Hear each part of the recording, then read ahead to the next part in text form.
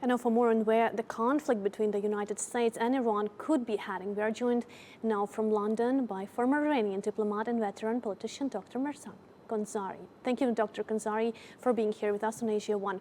Well, Dr. Khonsari, let me start with the big picture here. How would you describe the state of relations between the United States and Iran right now? Well, the relationship is in a very sort of a precarious state. Both sides, on the one hand, want to bring this war to an end. Both sides don't want to seem to be giving ground to the other. And there are ambiguities in the Memorandum of Understanding, giving way to each side, interpreting it in the way that they want to, and unless how they see things actually transpire, they sort of go at each other. And but I think at the end of the day, they both realize that going back to full-scale war is a lose-lose for both of them, for the region, who are lobbying despite all the losses and trauma that they have undergone as a result of Iranian incursions against them.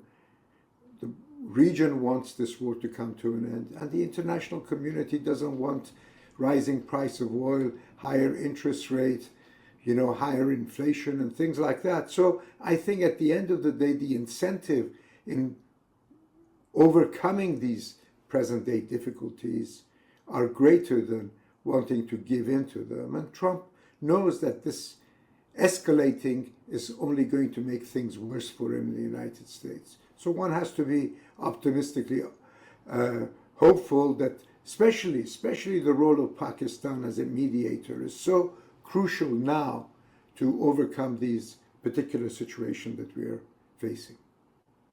Look, from Tehran's perspective here, what is Iran trying to achieve with its current approach towards Washington? Well, Iran is trying to say that Iran is trying essentially to get as much out of the only card it has, which is the Strait of Hormuz, as much as possible in order to be in a better position once, they are trying to reach an agreement to be able to get extra concessions. Iran knows that it cannot charge tolls or go against standard international law.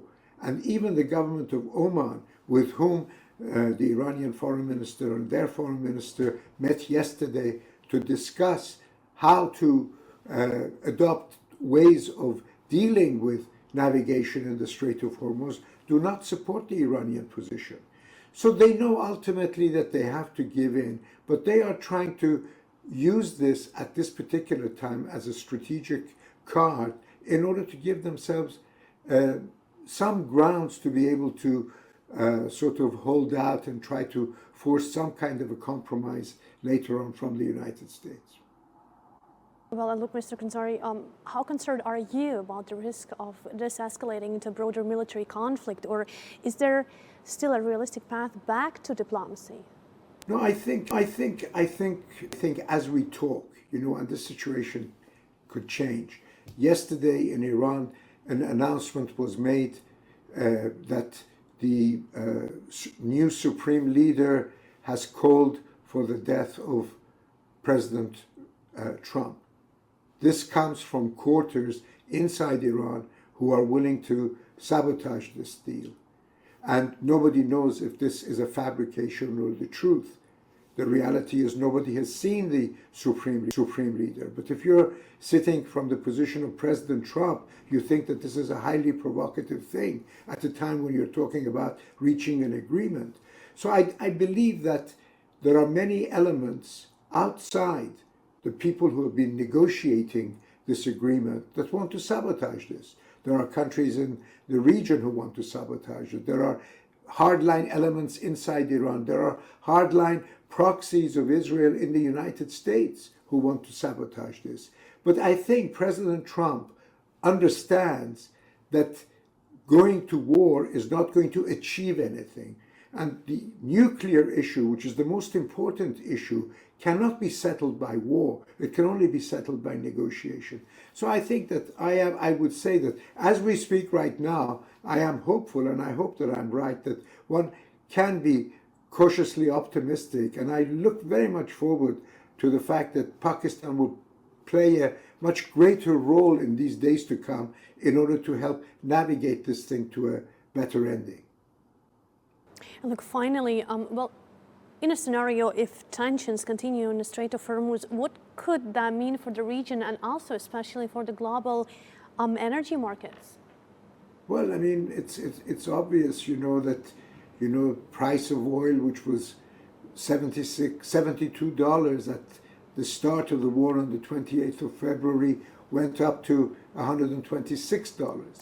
If there had been further escalation, it would have gone even higher, affecting, as I said, the rate of interest, the insurance costs, inflation, terrible economic problems, falling markets for the international economy, let alone the safety of the Gulf countries who were subjected to missile attacks by Iran, the kind of problems that they had gone. So it makes sense that to try not to go along a path that can only lead to such an outcome.